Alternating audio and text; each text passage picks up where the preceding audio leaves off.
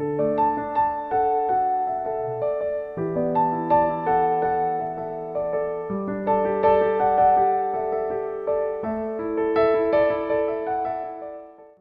quero ministrar uma palavra, dar continuidade à nossa mensagem, nossa série de mensagens que iniciamos domingo passado, que dirige a sua vida. Vamos falar um pouquinho mais sobre isso hoje. O que está dirigindo a sua vida? Semana passada falamos um pouquinho sobre isso, que todo ser humano é dirigido por algo, alguma coisa ou alguém dirige a sua vida. Todo ser humano passa por isso. Todo ser humano é guiado, controlado, direcionado por algo ou alguém. E um dos primeiros sentimentos mais comuns que conduzem, que dirigem a vida da pessoa, que ministramos na semana passada, é a culpa. Ok? Falamos um pouquinho sobre isso, mas eu não vou me deter no que eu disse a semana passada. Eu quero falar aquilo que temos para hoje, o que o Senhor, o que o Espírito Santo de Deus falou ao meu coração para ministrar hoje. Segundo sentimento mais comum que dirige a vida das pessoas, que conduz a vida das pessoas, é o rancor e a raiva. Muitas pessoas são dirigidas pelo rancor e pela raiva. Eles se apegam a mágoas, as pessoas vão se apegando a mágoas, não conseguem superar essas mágoas e vão alimentando essas mágoas no decorrer da sua vida e da sua existência. Vão gerando ainda mais dores e trazendo como, até mesmo se fosse uma vitamina para a mágoa. Conheço uma pessoa que recentemente liberou uma palavra para o cônjuge, e quando eu repreendi essa pessoa, eu falei: olha, você não pode falar dessa forma com o seu cônjuge. Isso foi algo que aconteceu lá atrás, lá no passado, como é que você ainda continua? Ah, mas eu falei. Mas você não perdoou? Ah, mas eu falei. Mas você já não liberou? Não, mas eu falei. E eu percebi que esta pessoa estava alimentando, gerando mágoa e mantendo a mágoa viva no seu coração, na sua alma. Em Provérbios capítulo 4, verso 23, diz que de tudo que se deve guardar, guarde bem o seu coração, porque dele procedem as fontes da vida. De tudo que se deve guardar, a gente precisa guardar o nosso coração. O que é que tem alimentado o teu coração? O que você tem utilizado para alimentar o teu coração? Como você tem lidado com o teu coração? Você está permitindo que a mágoa ela continue aí gerando dor, sofrimento ao teu coração e à tua alma? Pessoas que guardam mágoas, pessoas que se apegam às mágoas, ao invés de aliviarem a sua dor através do perdão, elas vão revivendo esta mágoa continuamente na sua mente. É como se fosse uma roda viva que vai girando, e frequentemente as lembranças daquilo que geraram mágoas e tristezas despertam. Há gatilhos que são acionados e vão despertando na sua mente, gerando mais dores na sua alma. Algumas pessoas que são dirigidas pelo rancor, elas se fecham, se interiorizam na sua raiva, e outras explodem sobre outros.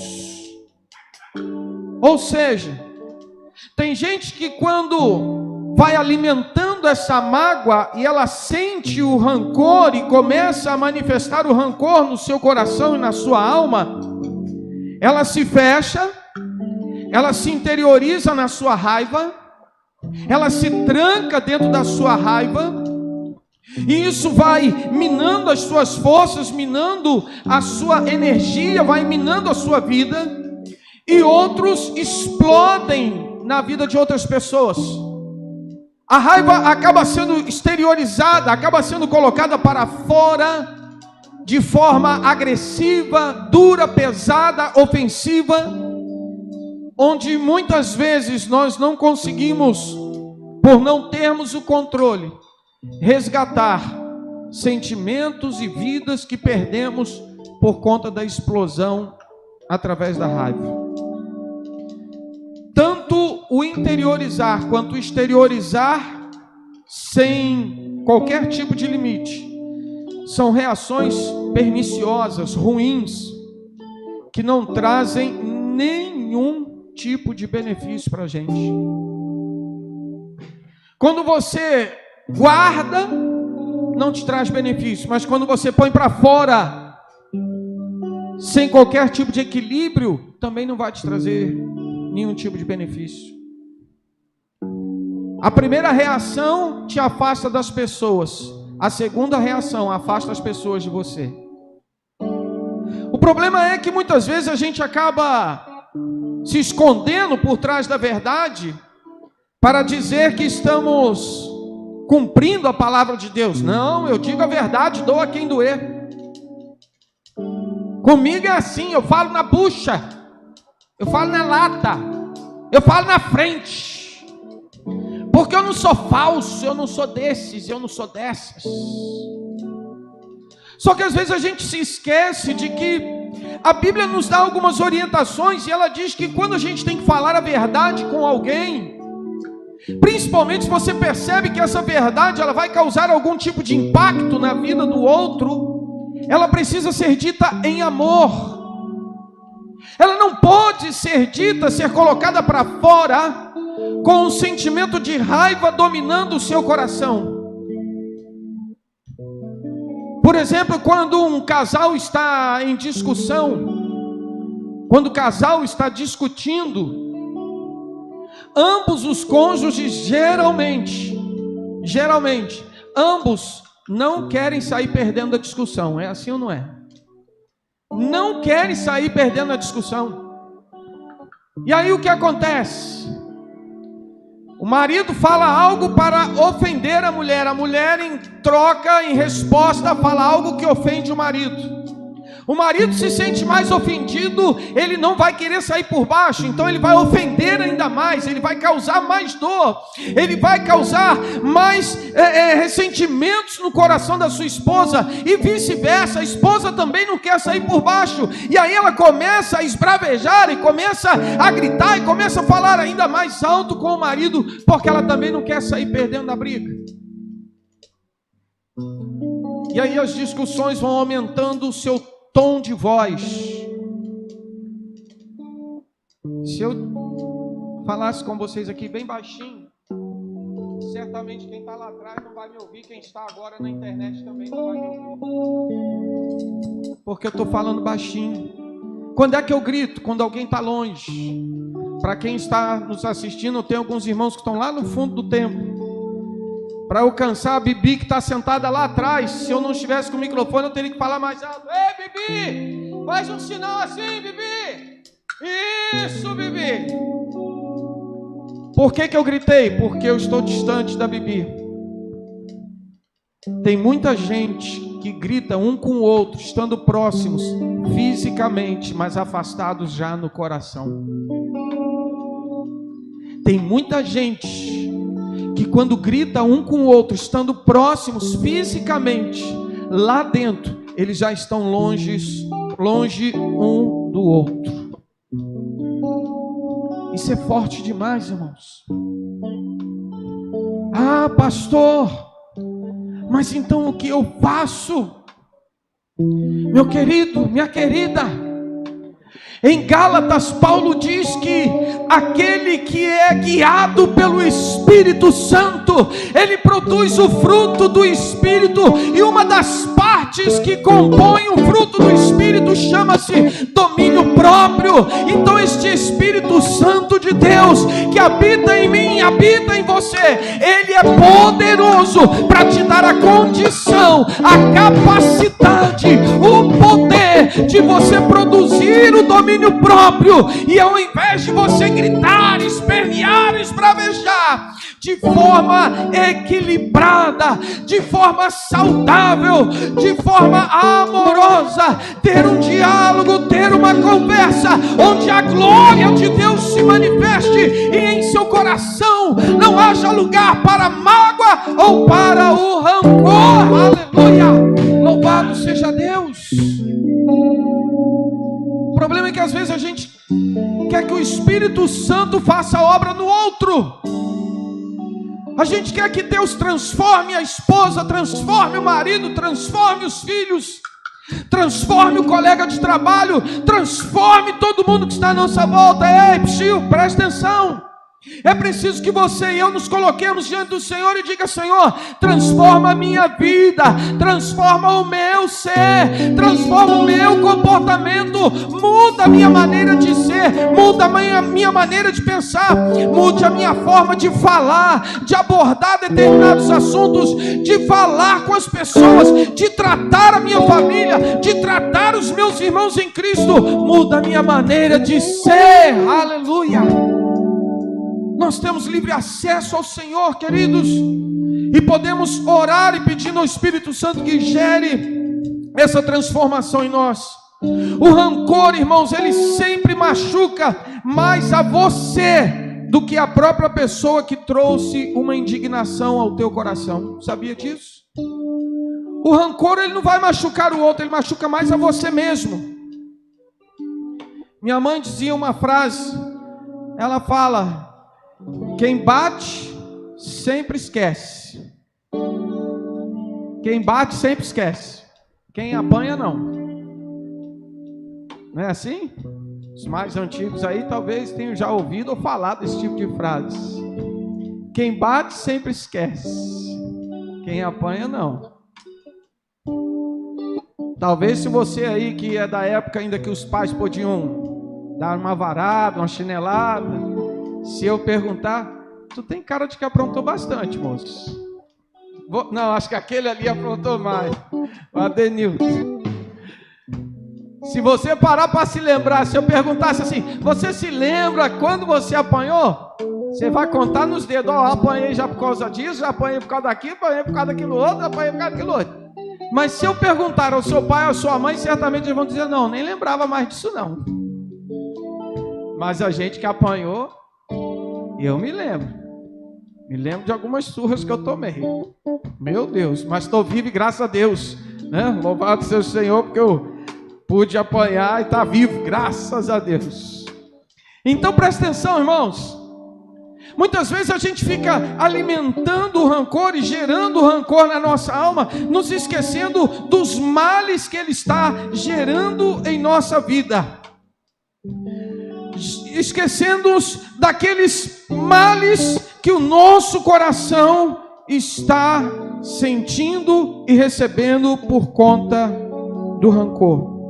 Você continua angustiado, você continua com a sua dor, perpetuando o passado, não consegue quebrar a ponte com o passado, continua de vez em quando entrando numa máquina do tempo e voltando ao passado, se lembrando daquilo que te causou dor, te lembrando daquilo que te causou sofrimento.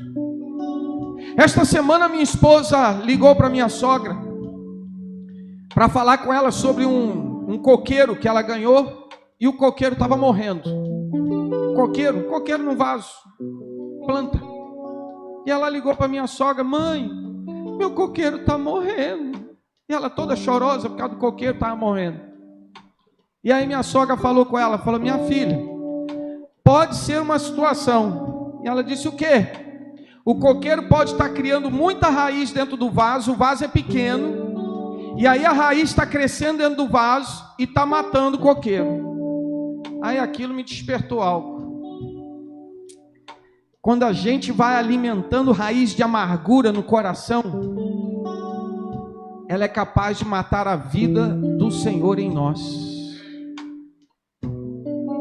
porque ela vai tomando conta, ela vai se expandindo dentro do nosso coração, ela vai se expandindo na nossa alma, ela vai se expandindo dentro do nosso ser, e aí esta raiz de amargura, ela vai minando as energias, ela vai minando todas as vitaminas, ela vai tirando a fé, ela vai tirando a esperança, ela vai tirando a alegria, ela vai retirando, roubando a vida de Deus que há em você, e aí nós vamos morrendo aos poucos, meu irmão. Quebra essa ponte com o passado, quebra esse vaso do passado, deixa essa raiz sair, deixa ela ir embora, bota ela para fora da tua vida, viva a vida que o Senhor tem para você, viva a alegria do Espírito Santo na sua vida, em nome de Jesus, aleluia. Não permita que a mágoa e que o rancor façam morada perpétua no teu coração. Aqueles que te magoaram no passado não podem continuar a te magoar no presente. O problema é que a gente fica permitindo que aqueles que nos magoaram no passado, com algo que tenha falado, com algo que tenha feito, com alguma coisa que tenha praticado, ou deixar de falar, deixar de fazer, ou deixar de praticar, continue trazendo o mesmo efeito no nosso presente. A gente pega aquilo que está lá atrás, a gente traz aqui para frente e fica carregando e gerando aquilo e alimentando aquilo na alma como se fosse um bichinho de estimação. E você não larga ele para nada desse mundo. Meu irmão, libere o perdão. Decida isso nesta noite. Você que está aqui, você que está nos assistindo, decida isso nesta noite. Libere o perdão sobre esta pessoa. Libere o perdão para que você tenha paz, porque esta pessoa está tranquila, mas você que está vivendo em tormento, você que está vivendo aí atormentado com esta circunstância, com esta situação, se machucando a si mesmo, trazendo para você essa amargura para o seu próprio bem. Libere o perdão nesta noite. Perdão não é sentimento. Eu vou perdoar na hora que eu sentir. Na hora que eu sentir, eu perdoo, Anderson. Na hora que eu sentir, eu perdoo, Júlio. Só na hora que eu sentir. Não. Perdão é decisão. O Senhor, Ele nos dá essa orientação, até mesmo na oração, em Mateus 6, quando Ele nos ensina a orar: Pai nosso, que estás no céu, santificado seja o teu nome, venha o teu reino, seja feita a tua vontade, assim na terra como no céu. O pão nosso de cada dia nos dai hoje.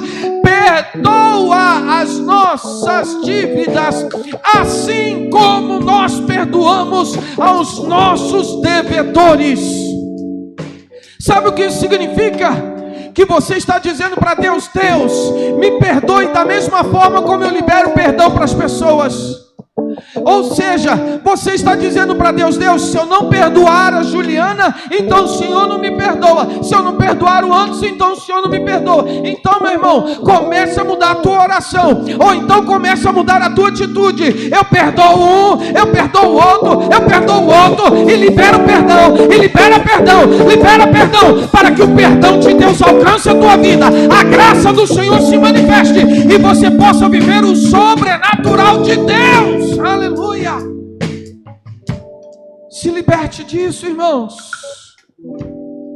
Paulo, na sua carta aos Coríntios, ele diz: olha, esquecendo-me das coisas que para trás ficam, tem uns negócios aí atrás, tem uns tormentos que tentaram me acompanhar, tem alguns sofrimentos que tentaram me afligir, teve alguns sofrimentos que tentaram vir junto comigo na minha caminhada, na minha trajetória de vida, mas uma coisa eu faço, eu esqueço disso e eu avanço para o alvo, para o prêmio da soberana vocação de Deus em Cristo Jesus. Aleluia, aleluia. Tem gente que tem tanta dificuldade de liberar perdão. Tem gente que tem tanta dificuldade de abrir o coração e dizer: eu te perdoo. A gente acha que isso não tem problema, que isso não tem dificuldade. Mas vocês vão se lembrar de um dia Jesus ensinando os seus discípulos, ele diz: olha, se você no momento que trouxer a oferta, se lembrar de que alguém tem alguma coisa contra você, não era nem você contra outra pessoa, não, a coisa é séria, é se lembrar de que o outro tem alguma coisa contra você, antes de ofertar, vai lá e se conserta com ele, depois você vem e traz a tua oferta. Ou seja, Jesus está dizendo o seguinte: não oferte estando prisioneiro a mágoas, não oferte estando preso a rancores da vida. Vai lá e se liberta disso. Venha ofertar na liberdade. Aleluia. Oferte com liberdade, para que Deus possa receber a tua oferta como aroma suave diante dele.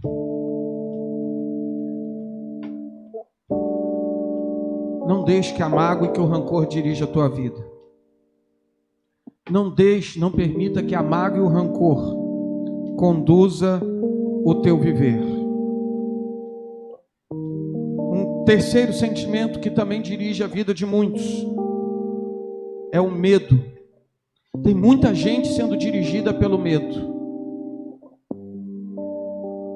Os temores que muitas vezes estão na nossa vida são provavelmente resultado de experiências traumáticas ou experiências ilusórias.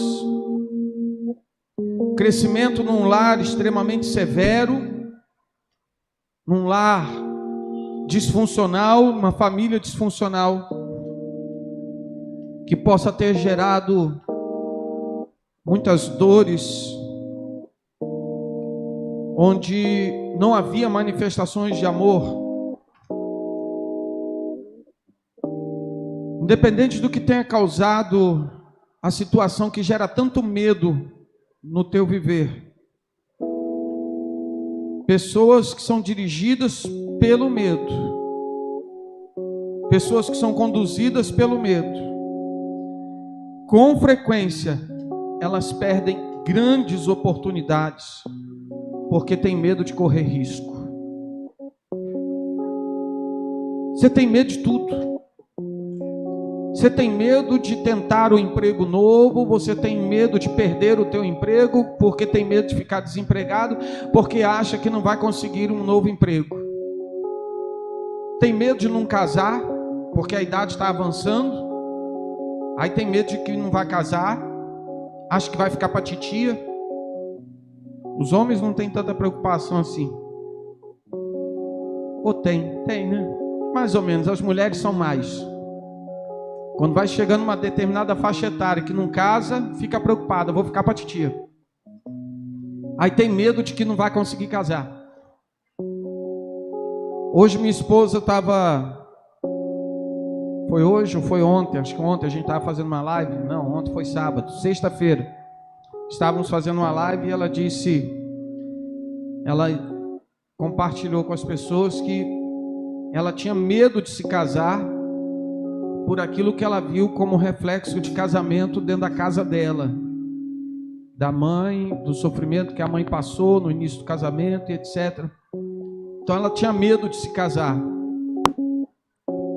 Quando eu me converti, eu me converti na Igreja de Deus na Barra do Imbuí, em Teresópolis, em 1988.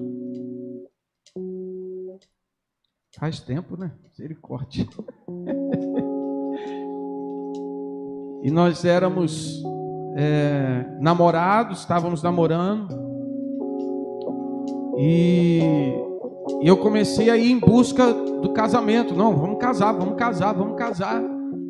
E ela resistente ao casamento, eu não entendia, não sabia por quê. Eu falei, gente, por que essa mulher não quer casar? Que coisa é essa?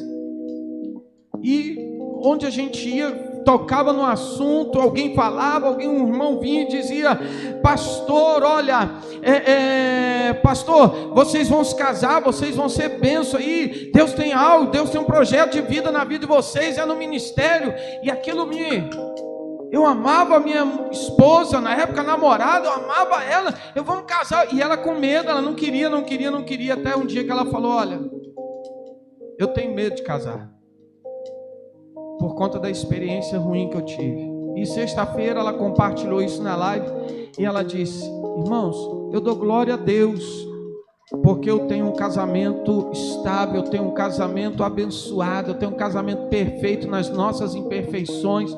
Já fizemos 31 anos de casado, para a glória de Deus. Ela venceu o medo e Deus a abençoou e me abençoou, logicamente, nos abençoou através de um relacionamento que conseguiu vencer as fases do relacionamento conjugal. Hoje nós temos maturidade no nosso relacionamento conjugal, conseguimos viver debaixo da bênção do Senhor, porque vivemos a graça do Senhor, vencendo os medos em nome de Jesus. Aleluia! Só que tem gente que continua sendo dirigido pelo medo. Não, eu não caso porque não vai dar certo. Como não? Nós somos seres humanos, irmãos. Eu não sou perfeito, minha esposa não é perfeita, mas dentro das nossas imperfeições, a bênção de Deus se manifesta, a graça do Senhor opera, e nós vamos conseguindo vencer a cada dia, cada obstáculo, cada desafio, e vivendo a glória, a graça e a presença do Senhor em nossas vidas. Louvado seja Deus. Então é possível que você viva, é possível viver a bênção do Senhor, se você não for conduzido pelo medo. Não perca as oportunidades que Deus está colocando diante de você. Não perca. Não perca as oportunidades. Oportunidades profissionais que o Senhor colocar diante dos teus, diante da tua vida, diante do teu ser. Não perca as oportunidades. Não tenha medo. Se Davi tivesse se amedrontado, igual todo o exército de Israel, ele não teria vencido Golias. Quem sabe tem um Golias que está te afrontando. Quem sabe hoje você está aí, cheio de medo, apavorado, porque tem um Golias que está te desafiando, tem um Golias que está vindo te chamar e dizer: pode vir, vem cá que eu quero ver você me enfrentar. E você está meio receoso. Meu irmão, Deus tem uma palavra para você, e eu quero liberar isso sobre a sua vida nesta noite. O Senhor está contigo, e você pode se levantar, você pode encarar esse Golias e dizer: eu vou mesmo, Golias, mas eu vou no nome do Senhor dos Exércitos, e hoje mesmo o Senhor me dará a tua cabeça em minhas mãos. Aleluia! Oh, glória a Deus! Então não perca a oportunidade de ver Deus manifestar o seu poder e a sua glória em sua vida. Não perca a oportunidade de ver Deus fazer o milagre acontecer na sua vida, no teu ser. A Bíblia diz que o verdadeiro amor, ele lança fora todo medo. Todo medo. Você tem o verdadeiro amor na tua vida porque você tem o Espírito Santo de Deus, amém, queridos? Você tem o Espírito Santo que habita em você. E este amor verdadeiro, este amor poderoso, ele pode se manifestar na tua vida para te dar as armas da fé, para que você tenha condição de combater todo medo, combater todo desafio, combater tudo aquilo que te afronta, tudo aquilo que talvez esteja aí colocando você em situações de risco, onde você não consiga avançar, não consiga crescer, não consiga prosperar. Deixe esse medo de lado, coloque isso diante do Senhor, creia no agir, no mover de Deus a teu favor. Creia no poder de Deus sobre a sua vida. Creia numa ação sobrenatural do Espírito Santo de Deus. Como eu tenho dito aqui, irmãos, Deus não está preso ou limitado por conta de pandemia, por causa de coronavírus, não. Ele continua sendo o mesmo Deus poderoso. Ele continua sendo o mesmo Deus que abre porta. Ele continua sendo o mesmo Deus que liberta. Ele continua sendo o mesmo Deus que opera maravilha. Ele continua sendo o mesmo Deus que ouve o teu clamor, ouve a tua oração. Ele continua sendo o mesmo Deus que te sustenta. Ele continua sendo o mesmo Deus que opera milagre. Ele continua sendo o Deus da provisão. Ele continua sendo o mesmo Deus que estende a destra da sua justiça em teu favor, para te conduzir em vitória. Aleluia! Ele continua sendo o mesmo Deus. Ele não mudou. Então quero convidar você a ficar de pé neste momento, no nome de Jesus. Bendito seja o nome do Senhor. Eu quero fazer algumas intercessões aqui muito especiais hoje. A primeira delas,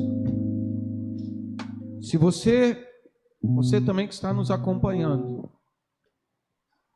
tem sido conduzido por mágoa e rancor, porque você foi ferido em algum momento da tua vida, ferido pelos seus pais, ferido por algum tipo de relacionamento, ferido por um pastor, um líder, por algum irmão, irmã da igreja, ferido por alguma instituição que tenha gerado marcas profundas no teu coração, na tua alma, no teu ser. Você vai orar ao Senhor nesta noite. Você vai pedir a Deus: Espírito Santo, tira esse peso do meu coração. Arranca esta raiz de amargura da minha alma. Arranca esta raiz de amargura do meu ser, do meu coração. Liberta-me, Senhor. Pastor, eu não consigo pedir perdão. Peça ao Espírito Santo: Espírito Santo, me ajude. Me dê a condição para que eu tenha a oportunidade para pedir o perdão a quem é devido. Também para que você libere perdão para quem for necessário. Você precisa liberar perdão, irmão. Minha irmã, você precisa liberar o perdão. O perdão é algo divino. Deus nos perdoou.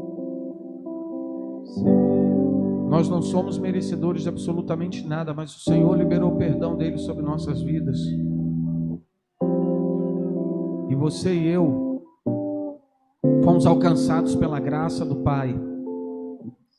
Então eu quero que você nesta noite também peça ao Senhor: Pai, me ajuda a liberar perdão. Me ajude a liberar perdão. Feche teus olhos. Se você está sendo conduzido também pelo medo, quem sabe alguém te marcou tão profundamente em sua vida. Quem sabe alguém em algum momento marcou, ou alguma coisa te marcou, gerando medo na tua vida, e você não consegue aproveitar oportunidades, você não consegue crescer, você não consegue deslanchar, sabe? Aquela coisa que trava o teu ser, que trava a tua vida. Mas nós vamos pedir que o Senhor te liberte nesta noite desse medo. Comece a falar com Deus nesta hora. Comece a se colocar diante do Senhor neste momento e pedir a Ele: Pai, em nome de Jesus, nós nos colocamos diante de Ti, Senhor, nesta noite. Eu quero Te louvar, Deus, porque Tu és um Deus de amor, um Deus de graça, um Deus de poder, um Deus que zela, que cuida de cada um de nós de uma maneira tão especial.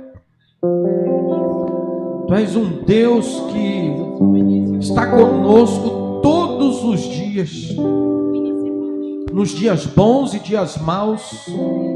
É um Deus que nos acompanha em toda e qualquer circunstância da nossa existência. És um Deus que está conosco, é diante de nós, mesmo em desafios tão fortes, tão temerosos que enfrentamos no dia a dia. Tu és um Deus fiel, Senhor, e mesmo em nossa infidelidade, o Senhor continua se mantendo fiel à Tua palavra, à Tua promessa. fiel a ti mesmo, ó Deus, porque em ti não há sombra de variação. Então, eu quero te pedir algo de especial sobre nossas vidas nesta noite.